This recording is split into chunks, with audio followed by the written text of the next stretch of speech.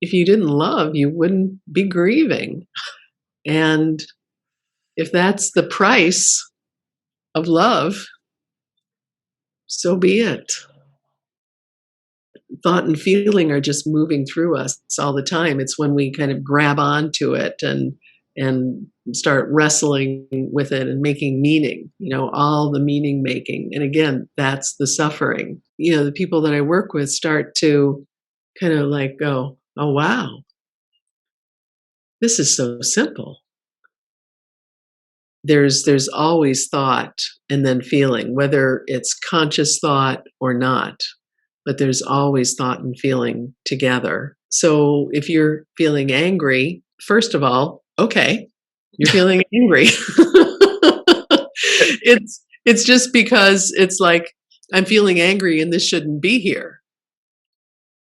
The thing that I share the most with people is that there's grief and there's suffering, and they don't have to go hand in hand. You can grieve without suffering. Joy, Elohim. Joy, thank you so much for being here with me, Dave Fry, on the Space Between podcast. I am so excited to have you here. It's such an honor and such a joy to be a part of this amazing community that we're in called the world, and to get to share in this amazing understanding and how it has changed people's lives. And here we are sharing more of this incredible conversation. So thank you so much for being here. Oh, it's my pleasure. Thank you, Dave. Tell us about yourself. Tell us something new and fascinating and incredible, because we're all here listening intently. Wow, that's a wide open question, isn't it? I guess what comes to mind is that lately, what's been really true for me is just seeing where my attention goes, and noticing more and more that I'm in a good feeling and that it feels really good. And it seems that the more I'm aware of that, the more I'm aware of that.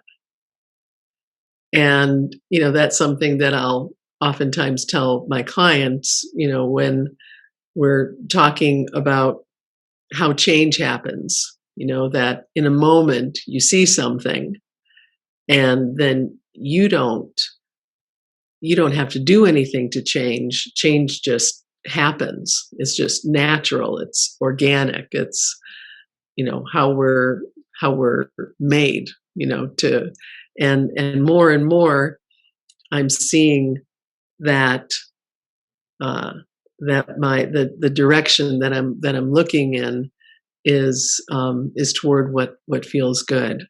Not that I don't have times where I feel bad, but just noticing that and how wonderful that feels. I love that too. And that's the same with me too. And one of the things that Amy Johnson wrote in her book, Being Human, was bouncing back. And for the longest time, I wasn't sure what she meant by bouncing back. For me, it seemed that awareness that you talk about of happiness being me, not being something outside of me, not me having to strive for it, because it was me already. And then, like you said, you get caught up sometimes, or you get thoughts that are not happy. But then there's this bouncing back to our natural state.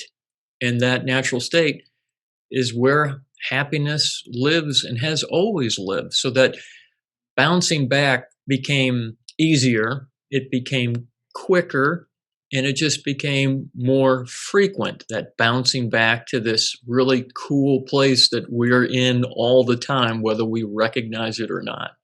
Right, exactly. It's it feels somewhat like the default setting is changing. right? Because so often our default setting is whether it's worry, anxiety, fear, there's kind of like this movement that we have. And that, in some ways it'll probably be here all of our lives. It's just what is. But it feels like it's kind of that whole thing of the more you see it, the more you see it. The more it's in your awareness, the more of you're aware of it in your awareness. And then that feels like it's it's having a little more uh, dominance as far as the default setting, and such a wonderful feeling. Can you tell us or share with us your history? How did you get to this point where you are right now? Have you always Sure. had this? No. Well, probably when I was, like that as a baby, an innocent baby. But when I was 14, I was introduced to spirituality, and there was this theater, like community theater company that I was involved with, and the a lot of the folks there were involved in this one organization, spiritual organization, and so I got interested in that. And then that's just led me lots of different places in my life, lots of different teachers and teachings and ways of looking at life, and do this and you'll be happy, do that and you'll be happy, follow this person and you'll be happy, uh, all of that. And very much, I was the type of person, of like, more than I do. So tell me what I should do. Tell me who I am, and, and there was some really helpful, wonderful things along the way. And that led me to this understanding that you and I both share, about maybe like 7, 8 years ago, something like that. And did some different trainings, and listened to videos and talks, and um, did one coach and facilitator training a year long, I think about 5 years ago. And then more recently, last January, did Amy Johnson's change coach training, and love that. And so for about the past about 4 years, I've been offering coaching, and um, and then I was working full time for some of that time, but for the last like about 2 years, I've been full time doing coaching, and really love it, and have gone kind of through different phases of the type of people that I see. And for a while, my partner, Judy, and I were seeing clients together, but now we see them separately. And now my focus right now is on bereavement and loss, grief. And because of the background that I had a partner before my current partner that ended her life, and that was 9 years ago, and that was, of course, a huge experience in my life. And there was something, as everything was happening, there was a part of me that was always like reminding me to be aware of how I was feeling and what was happening, because the opportunity for me in the midst of the grief and anger and everything else, that there was incredible opportunity for me to grow in self-awareness, and and it was a very potent time. And so I feel that with the training that I have, plus my personal experience, that I have a unique way of sharing with people and supporting people in their grief and loss. That's that's amazing, and truly, I truly appreciate what you're doing. I know many people at my age who have lost loved ones from suicide, and it shows just our amazing resilience. Just it's breathtaking our own resilience. And can you share a little bit about that? Yeah, I mean, I see it every day with the people that I work with. Even though some people will say, you know, it's so hard to go on, I can't go on without them, or, whatever. I mean, I understand that. And there they are going on, and the thing that I share the most with people is that there's grief and there's suffering, and they don't have to go hand in hand.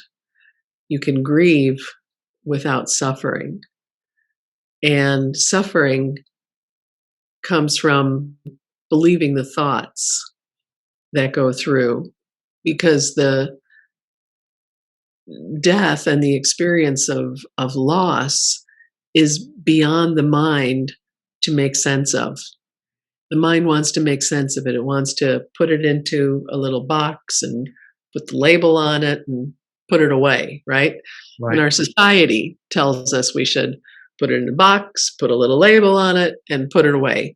Maybe once a year or twice a year on their birthday, or maybe the holidays, you can kind of take it out and, but otherwise you should just kind of put it away. But we don't work like that. And it's not possible to put it in a box and put it away. But we try our darndest. Our mind innocently is saying, well, it's been a month. Aren't you over this yet? Right? But it's not possible. You can't make sense of it. The mind cannot make sense of it. And the repeated, thought loops over and over and over again, all the coulda, shoulda, woulda, oughta, if only, that's what causes the suffering. And if we just, like, when the feeling comes up of sadness or anger or whatever it is, to just, like, be with that and just feel it. And then thought and feeling are always moving, always. And it's not going to hang out long, but we're so afraid of what we might experience if we kind of stop and just feel what's here. So that's a lot of kind of the pointing that I do in the work that I do with people. I love that. I love the fact that you're asking people, "Hey, you know what? When you experience grief, when you experience suffering, when you experience anxiety, when you experience depression, those aren't bad things. Those aren't things that have to be looked at. It's better to observe them than to label them." I think Yeah. our culture, in a way, wants to label them as bad things. And it's like, we all know that. This is common sense. We all know that we're going to grieve for as long as we grieve. There's compassion in grieving. There's compassion in suffering. There's compassion in depression. And I think that's really important to share. And I appreciate you sharing that, because I think that's really huge. And just because of our, I don't know if it's, I say culture, but I don't know if it's culture. I just think strange how people don't talk about grief as if, or anxiety or depression, openly. They'll do it privately, but openly, it seems to be taboo at sometimes. And I think what you're doing is awesome in just helping people see that these things are okay. They're a part of us. They're a part of that beautiful flow that's flowing through us. So can Yeah. you share more about this flow? Well, I mean, I loved what you said about, it's so often when I'm talking with people about is just what you said, like there is no right or wrong way to feel. One woman that I worked with, would be like, well, most of the week was pretty good, but, I had a really sad day. And so I kind of was backsliding. And it's like, there's no such thing as backsliding. You were just feeling like you just had a sad day and nothing wrong with that. And, it is just this thing that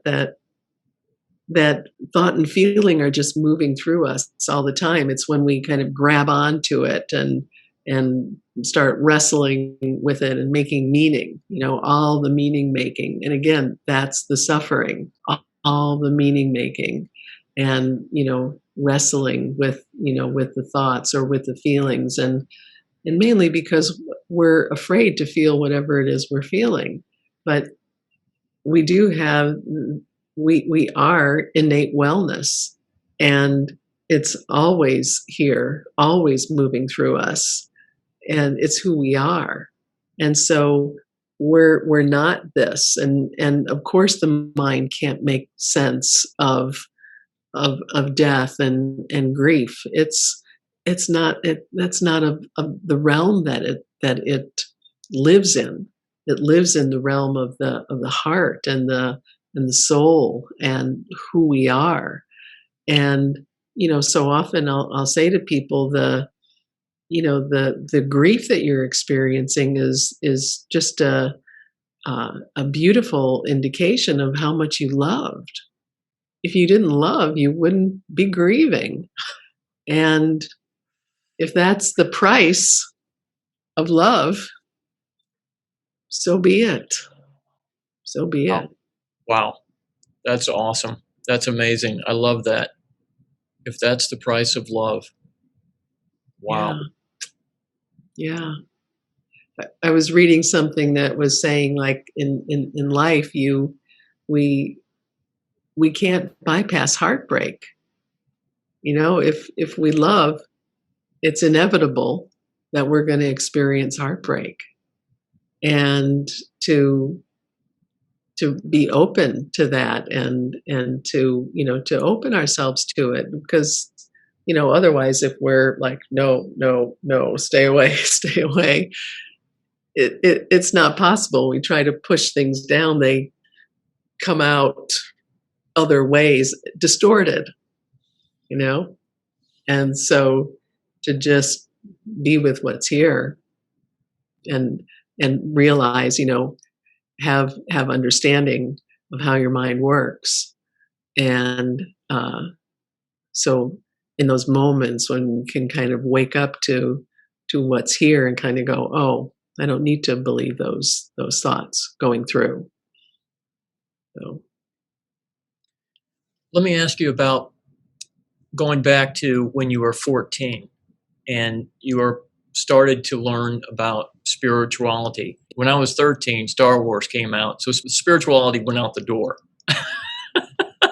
And uh-huh. for me, it was over. There was only one thing, and that was the Force. And and I think that's hilarious Yeah. to look back there. Not that I not that I dove deep into the understanding of the Force, which I would today, but not back then. Back then, it was just this beautiful science fiction, ancient wisdom, but part of the movie, not part of reality or life. But now it's like, this is exactly what we're talking about. But at 14, you started your journey through spirituality, and you've come to this point now. How did this land versus all the other areas of your journey? How did this one come to a point to where you and you may have shared other things throughout your journey, but this one you're definitely sharing, and you're sharing it so beautifully. And again, Mm. I'm grateful for it, but I'm also with you and on board with this because of how much time that we have put into this, because we know that this is really who we are. And it's ironic that we can actually look at its history and to see how far back that it goes too. So it's really, it's fascinating how we're working from a point right now in this moment right here, pointing back into ourselves, and then also seeing its history to be a part of our culture for thousands and thousands of years. But why this, Joy? Why this? Well, I think because it really brings together the spiritual and the and human nature. It's there's no division. There's no separation between who we are as a spiritual being and who we are as this physical being. And in other spiritual, and I don't really call this a spiritual path. It's, I really, in some ways I see it that way, but in other ways not at all, because I can talk with anyone about this, which is the beauty of it, right? They Right. don't have to have any type of spiritual background, religious background, anything. And but everyone can get it, because I think, well, everyone can really get on board with how crazy the mind can be, you know? Everyone's kinda like, "Oh, yeah, I'm right there with you." Right? Oh yeah. And and most everyone can get on board with, this isn't who we are. It's like, this is not the extent of who we are. There's something more going on. Or, if I talk about, have you ever had an experience where you're kind of, instead of being enmeshed in the thought that you're in, you kind of have this overview, and you can kind of see what's going on. I'm like, oh yeah, I see what's happening there. And, you know, that's not true, or whatever the thought is. And, just about everyone, because it's who we are, realizes that this isn't who we are.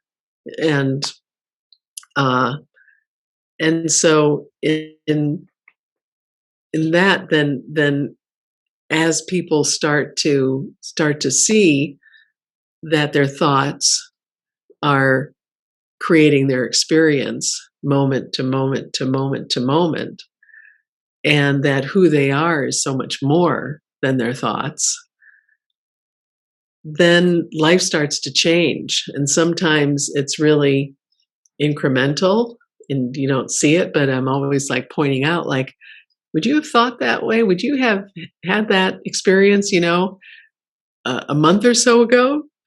And they're kind of like, oh, no, I wouldn't have, and so things happen, and we start to kind of shift and change, because we're starting to see what how life is what life is made of, how we work, psychologically.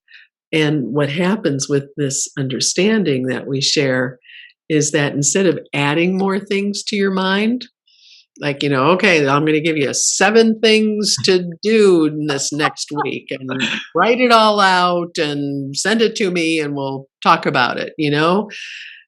Those things can be helpful to some people, but they're strategies.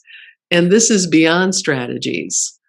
And so it's, yeah, right? Beyond strategies, beyond coping mechanisms, beyond all of that. And, and then people, the people that I work with start to kind of like go, "Oh, wow, this is so simple." And start seeing things, and lights go off. And then do we go back and believe our thoughts? Of course, we always will. And that's part of being human. We're always gonna be like, "Ooh, that's a great thought." Let me grab onto that and hold it and look at it and get all interested. And that's okay. That's no problem. But it's like the curtain has been drawn back, and we see the wizard, manipulating things. There's a part of us that like kind of can't go back, can't like unsee that. And there's always this like, oh yeah, wait a second, it's not really, may not really be as it seems. I love that. I love how you put all that together and wrapped it up in a nice little package. That was cool. Thanks. I had lots of great imagery floating around up there. Yeah. And it's kind of one thing to talk about it more kind of hypothetically and all that, but then it really is just about real life, just being in life, and just seeing how the mind works. And like today, uh I had plans to go to this spa. It's kind of this really rustic um hot springs place near our house, which is really nice. And because of COVID, they're only letting like 6 people in at a time, like groups of 6, and you have the whole place to yourself for an hour and a half. It's wonderful. And so, but then I found out like yesterday that it's this couple that my partner and I are really good friends with, very close, and then heard that these other 2 people, a man and a woman, were going to be coming also. And this place is clothing optional. And it was kind of like, oh. And so this morning, both Judy and I were like, I don't think I'm going to go. It's kind of, I have like something in my ear and I don't want to make it worse. And then we started to really talk about it. And it was like, we don't know these other 2 people real well. And we have old, large bodies. And what are they going to think? Are they going to judge us? Do we want to, all of this stuff? And we were, okay, yeah, we should call our friend and tell her we can't come. We'll go ahead and pay, but we're not going to come. And then at one point it was like, you know what? Screw it. We're going. And it was totally fine. It was like, yes, they were there. They were naked. We were all naked. And it just didn't really matter anymore. I mean, a couple of times, of course, it was like, went through my head like, oh, here I am in this body. But it's like, you know what? Here I am in this body. So it's just like, do we believe and like follow those thoughts? And it can make life a lot smaller when we believe and listen to those thoughts, like, oh, I'm not going to go do that. I'm not going to go do that because someone might think this of me or that of me. And we have no idea what someone thinks of us unless we ask them. That's such a great example and what a great story too. I mean, that's really fantastic. We know, you and I know that thoughts like that show up. They show up all the time.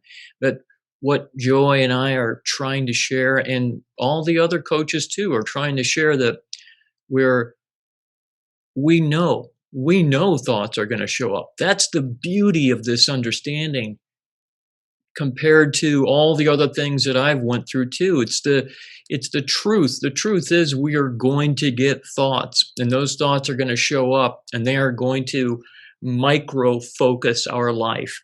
They seem to take this vast expansion that we are and just put us into this tiny, tiny little McDonald's straw. I mean, it's just they're putting us in this tiny, tiny little spot from from something up here that in its own compassion is trying to protect us from everything. Oh my gosh, you can't do that, Joy. Who knows what those people are going to think about you, and what about your ear infection? And it's just like it keeps going down and down and down until you never leave your house ever. And it's like, thank goodness that we do have something else, some sort of inner wisdom, inner clarity that it almost seems like they challenge each other at times. And Yeah. I'm not going to go into duality and non-duality. I don't know any of that stuff. This thing can't handle that type of information, but it does seem like there's the mind is protecting us from every little thing. But then wisdom and clarity says, "What? What? Come on, let's go live. Let's go play. Let's enjoy. Let's see what happens. What could possibly happen?"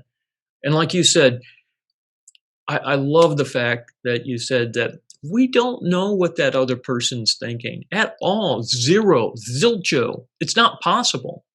How could this know anything, anything at all? And so it's gorgeous to see that, gorgeous to feel that within us that we are infinite possibilities, like we always say. And what does that mean to people? Well, it should mean to me, it should mean that we don't know what we're going to think. We don't know what's going to show up. Hence, infinite possibilities. We don't know what our wisdom and clarity is going to say exactly. We know that we have intuition. We all know, we've all seen examples of that. We've all seen examples of amazing human compassion.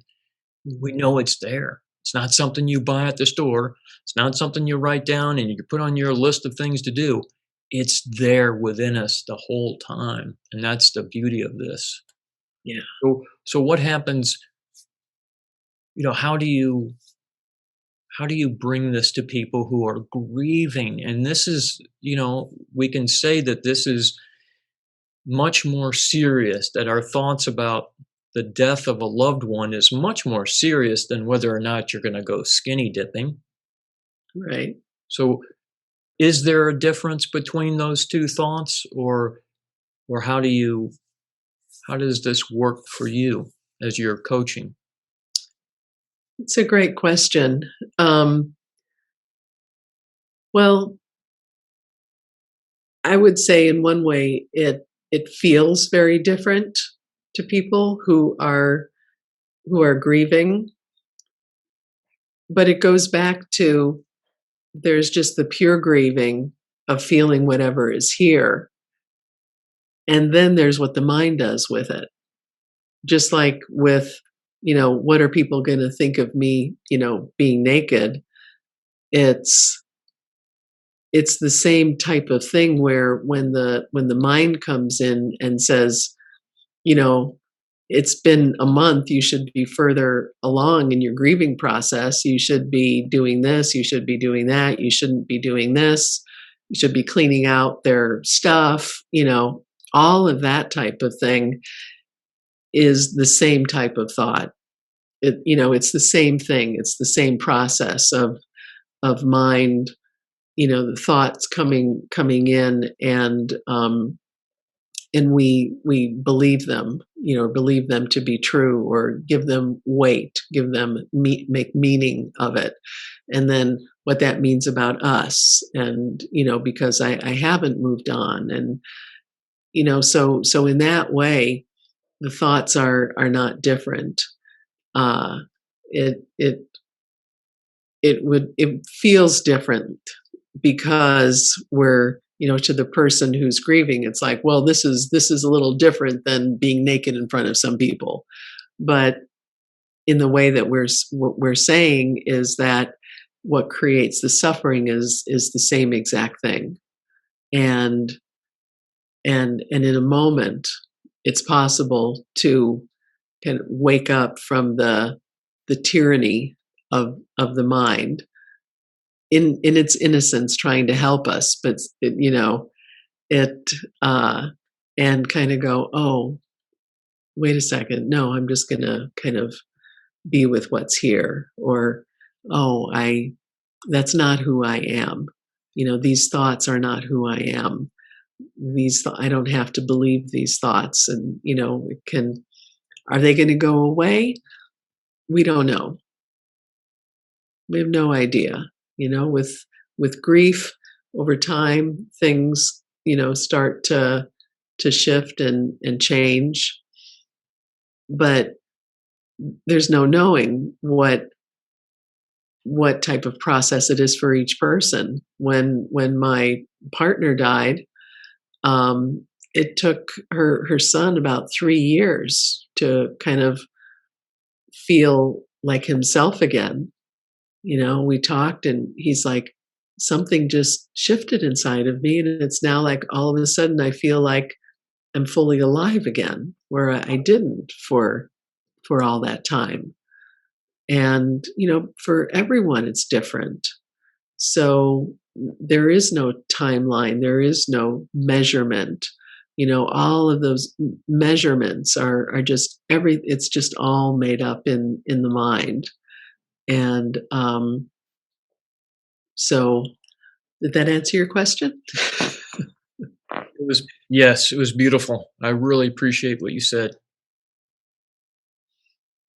My mind, not my mind, but my thoughts, certain thoughts showed up for me that was related to my own personal experience with depression. So I Yeah. really appreciate what you said. It was wonderful.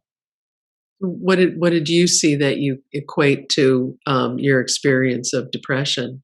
What I find for myself looking back, even though I'm here now looking back, so it's kind of it's not 100% accurate really, but there was so many moments that I know that I was in a beautiful state of mind when the belief was I was broken, and Mm. that I I was told by professionals innocently that they were doing the best that they could at that time, but they told me that this was something that I would live with and cope with for the rest of my life. But there was moments in the depression that were so compassionate and so beautiful and so loving. And I only, moving forward, so what you and I are doing, moving forward past those old innocent misunderstandings and just trying to share that there's so much in those moments of grief, suffering, shame, anxiety. The list goes on. And it's unfortunate that we in our culture will take this vast expansion in this huge spectrum of emotions and cram it all down into one word, anxiety, or two words, anxiety and depression. It's like, let's cut away the boundaries of that labeling and look at the expansion of all the things that we get to experience as human beings, and know that if we really are telling you the truth, that we are wisdom and clarity, love first, and then we experience our thinking, then we should at least look into that. We should just do a little self discovery and look into that. One point you say, my thoughts are lying to me. What's the truth? Well, you could look into yourself, and and that just means being aware, and it just means being open and staying in the conversation, and hearing your own wisdom and your own insights and your own clarity. Yeah. Yeah, exactly. That's beautiful because in a moment that wisdom and clarity and new thought just arises, and we don't have to do anything because it's who we are, and it just arises as new thought. It's like when I was thinking about when my partner and I were talking this morning and kind of like, oh yeah, we should cancel. And it wasn't like we even kind of had this conversation and like, well, let's look at that. Is that really true? And you know, is that are we lying to ourselves? It wasn't that. It was just at some moment, it was like, you know what? Let's just go. So it wasn't like we have to process this, Exactly. you know. For some people it can be helpful, but it can also lead to just more of the same. You Right. know? And it's possible that you didn't go, but for Yeah, whatever reason you did go, and that's just it's just a fun way of looking at life. Who knows? Do we know exactly how wisdom and clarity works? I mean, I don't know if I can explain it. I just know it's there. And I think that's where this understanding is. It doesn't have a name. The understanding doesn't have a name besides understanding. It's like if it had a name, if it was Joy's Crab Shack of insightful understanding, and that was it. I'm here to get crabs and insight.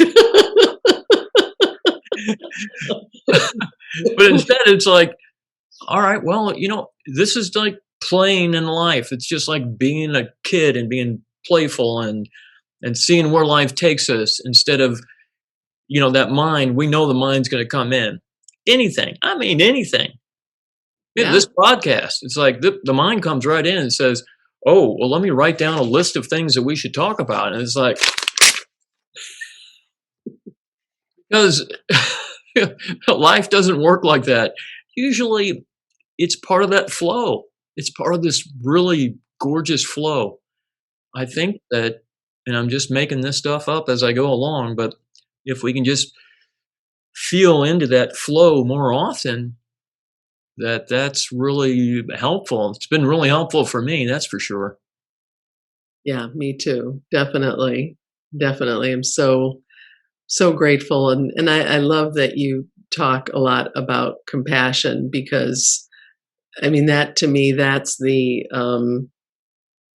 it's just so key. And not like I should have compassion for myself and for others, but it's just an uprising or almost like a byproduct of when we start more and more to open to who we truly are. And like I was my full-time job before I quit and started doing the coaching, I was working at a hospital. And when people had complaints or grievances, they would call me, and then I would have to deal with their complaint or grievance. And I'd done this for a lot of years, and there's usually like a 2 or 3 year burnout on this type of job. And I've been doing it for about maybe 7 years at that point. Wow. And, it'd be like I would talk to some people and it'd be like, oh my God, they're just like the victim, and or other people were just hysterical, and other people like the doctor did this to me or the nurse did that to me, and I was just kind of like, hey. And then at a certain point, I mean, and I still, being the spiritual person that I was, and in this learning this understanding. But it's like at a certain point, it wasn't like, oh, I need to have compassion for these people because they're just really experiencing this strong thinking, that's very painful to them, and they're suffering. And I just started having so much compassion for these folks, and everything just shifted. So the last couple of years that I did the job, it was just totally different, and people felt like they were really being heard. And even though I wasn't going to say like, "Oh yeah, that happened," and but it was like, "I'm so sorry that was your experience." Because Wow. then I would go and check it out and speak with the other people involved or whatever, and hear something totally different. But that was their experience based on their thinking and feeling in the moment, and then carrying that kind of through time, holding on to that, and just having so much compassion for people that was their experience, and for how much suffering that it was causing them to hold on to those feelings. Wow. What a great story. We experience our thinking, but according to what we understand in this understanding is that the amount of thoughts that we get per day is astronomical. And yet, you wouldn't say typically, well, today I experienced 900,000 different emotions. It's usually like you said before with that other woman who said I had a bad day. It's like, okay, the thoughts that showed up for her, she experienced them, but it's very possible that it wasn't a whole 24 hours worth of bad day. But it seems like that because we experience, and I would love to talk to you about that too. It's like, what is experience? What do we mean by experiencing our thinking? Because you get angry, Joy, I get angry. And so what does that mean? Am I experiencing my thought, or am I not angry? What I would say is that you're definitely experiencing your thought, and because thought and feeling are interconnected, there's always thought and then feeling, whether it's conscious thought or not, but there's always thought and feeling together. So if you're feeling angry, first of all, okay, you're feeling angry. It's just because it's like, I'm feeling angry and this shouldn't be here. But who says who? Says the mind again, because it's trying to help you. Oh, you're angry. You shouldn't be angry. Why are you angry? But it's the same mind that was like, that happened and I'm angry. Right? It's like the devil and the angel on your shoulders. Right? It's the same mind, just and so I oftentimes, when I'm talking with people, I'll be pointing out like, well, remember a few minutes ago you said like the opposite was true, and now you're saying this, and nothing wrong with that, but just to see Just that, yeah, you're gonna, at one moment your mind's gonna say this, and another moment the thoughts are gonna come through and say that, and they are absolutely diametrically opposed to each other. But we don't notice it, and we don't question it. But when you start pointing it out to people and saying, look at that, it may be worth uh, being curious about whether what's coming through is really true or not, or really who you are, and whether you need to give it your attention. So yeah, and we're just, it's so innocent, it's so incredibly innocent, and that's where the compassion comes in. It's like we all get caught, and then in a moment of grace, or whatever you want to call it, it's like we kind of wake up from from this loop that we're in, or these thoughts and feelings, and kind of go, oh, let me look towards this right now, this feels a lot better than that. This understanding was this understanding, I say was past from my experience of depression, just having that misunderstanding. It was a misunderstanding. Instead of it being a problem, that professionals in our day and age in 2021 will tell you now it's a problem. I'm telling you it's not a problem. We all experience our thinking. And this understanding was profound for me. It was just about something was pointing me in a different direction. And what that it was exactly, I can't tell you. All I can tell you is that this understanding is beyond profound wisdom. It's opening ourselves up to ourselves in some way. And I know that these words do not work as well as they should, as we want them to. We want our words to really just soak into your skin and voila, everyone's different. And for me, it took some time, but I stayed in it because it was so refreshing and so new and it was so compassionate to have a professional say that I'm not broken and that I am wisdom and clarity and love. I'm love. Well, you haven't talked to those people over there. Just hearing that was really profound, and but it took time. It took time. And once I just stayed in the conversation, talked to amazing people like yourself, and sure enough, things started to shift. And like you said, directions were, can you look over here a little bit? I'm trying to. Okay.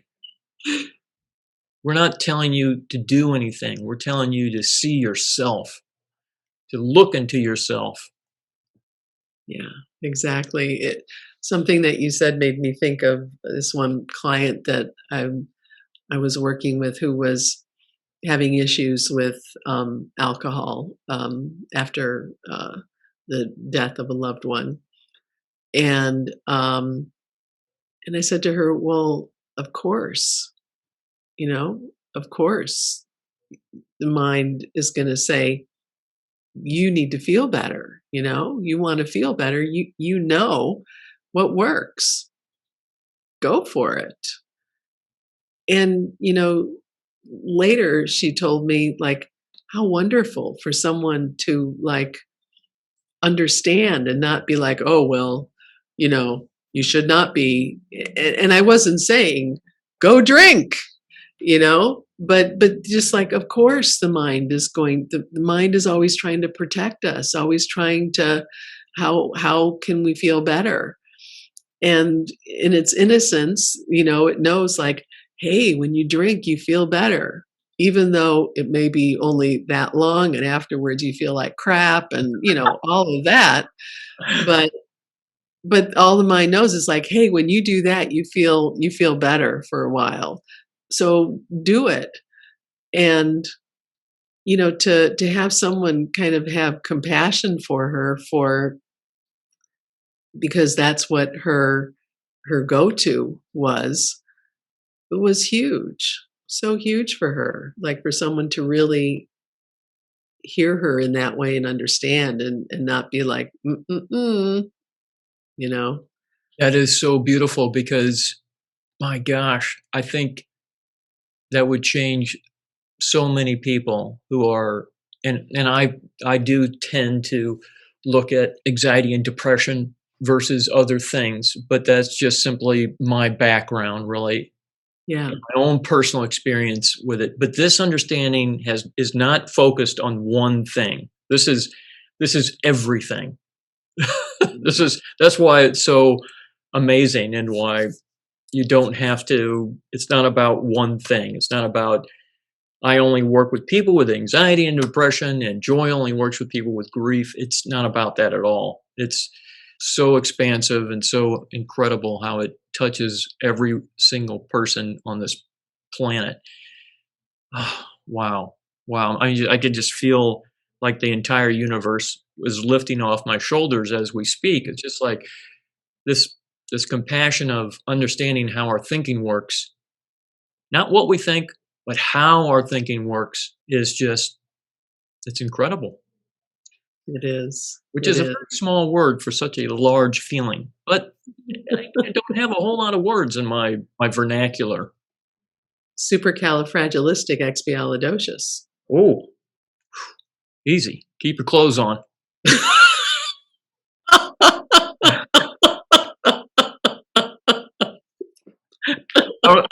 I don't know where that came from. No idea. That might be a good ending.